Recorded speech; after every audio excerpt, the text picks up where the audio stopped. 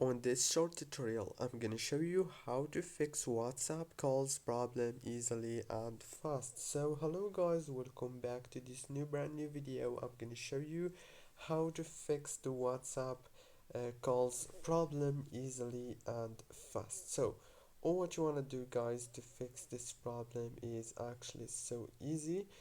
First thing is open the settings on your phone and then go to the wireless and networks, and then you have to go to the airplane mode, enable it and then disable it like this. After that, go back, open the apps manager, open the apps like this, and then you have to wait a few seconds. After that, scroll down until you find WhatsApp and click on it.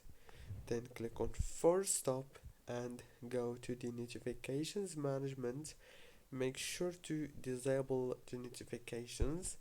Go back, click on the storage, click on clear cache, and go back again, click on the power usage details. And now all what you want to do is click down here on this force stop option, and that's it. Don't forget to like, subscribe.